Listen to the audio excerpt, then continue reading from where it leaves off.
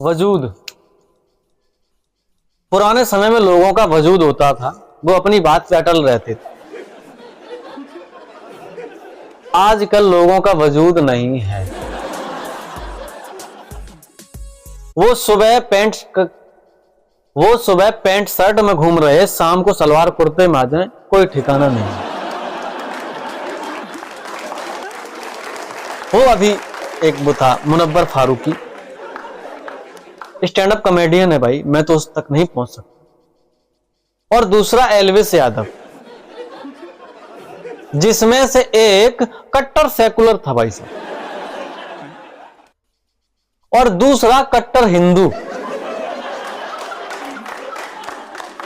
ये दोनों कट्टर हिंदू के कट्टरवाद के चक्कर में कमेंट बॉक्स में ऑडियंस को लड़वा रहे थे, और आज वही दोनों एक साथ आ गए यार। अब किसी की भावना आहत नहीं हुई। ऑडियंस सोच रही है कि यार चूतिया तो मेरा काटा गया। इसलिए भाई साहब कोई वजूद नहीं है लोगों का। अभी आप वो देख लो, सरकार सुबह कुछ और बोलती है, शाम को कुछ और बोल देती है। सरकार सुबह बोलती है कि मैं जनता को 2 करोड़ रोजगार दूंगा। अच्छा है, लोग खुश हो जाते हैं। और शाम को वही सरकार बोलती है भाई साहब अभी बजट नहीं है। शाम को जनता को डिमोटिवेट होना पड़ता है, क्या करें। लेकिन इन लोगों का कोई वजूद नहीं।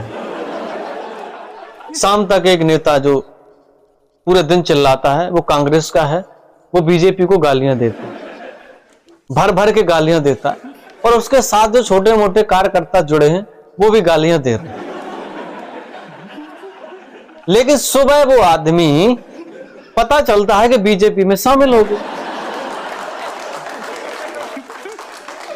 अब उसके गले में बीजेपी का पट्टा पड़ते ही वो कांग्रेस को गालियां देने लगे।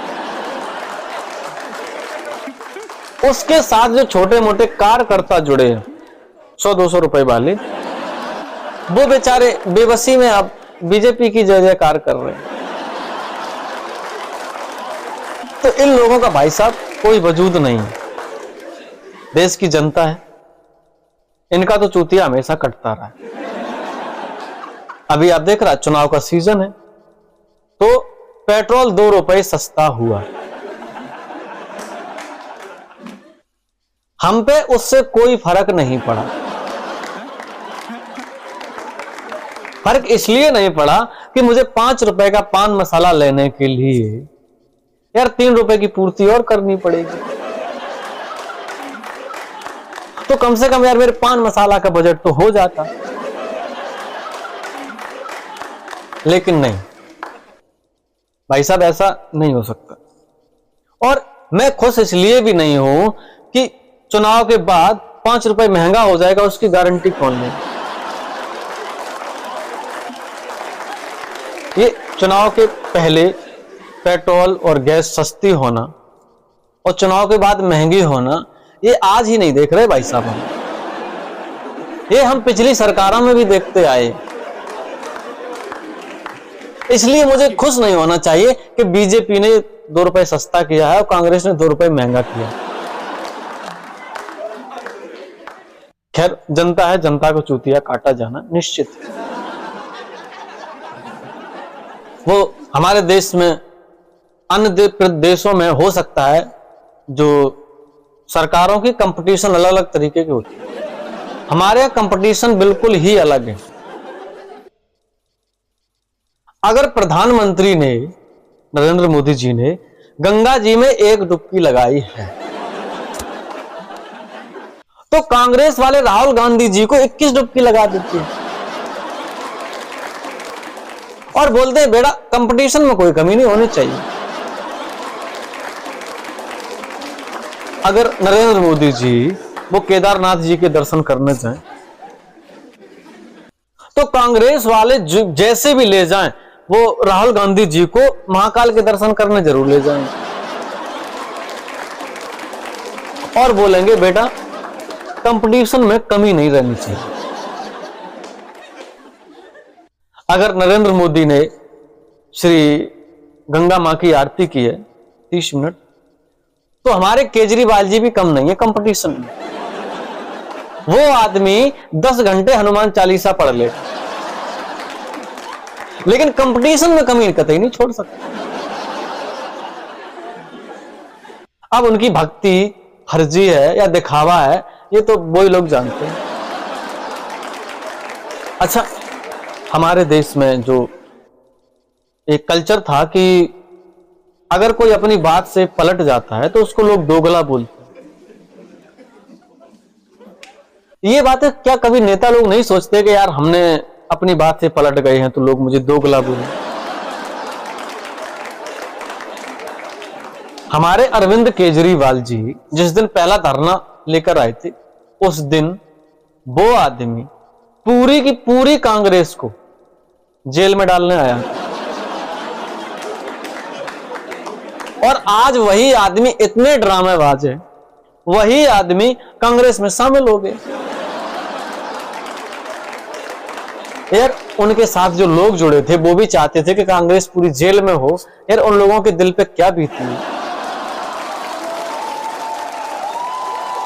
वो लोग तो यही सोचते होंगे हमने किस आदमी पे विश्वास किया। लेकिन जनता है, 1-2 रुपए का लालच दे तो भूल जाती है। सरकारों के कंपटीशन अलग अलग है। हमारी उत्तर प्रदेश सरकार का अलग ही कंपटीशन है। तुम्हारे अन्य प्रदेशों की सरकार को आप जैसे भ्रष्टाचारी सरकार कह सकते हैं, और भी कई तरीके, जैसे बीजेपी वाले जैसे दिल्ली सरकार को बोलते हैं कि ये भ्रष्टाचार सरकार। ऐसे ही आप लोग उत्तर प्रदेश सरकार को पेपर लीक सरकार भी कह सकते हैं, क्योंकि हमारी उत्तर प्रदेश सरकार ने पेपर लीक का एक रिकॉर्ड ही बना दिया। वैसे बाबा जी का बढ़िया स्वैग है, अच्छा है, कानून व्यवस्था बढ़िया है, लेकिन बस पेपर लीक वाला ये भाई साहब आपका काम नहीं कर रहा।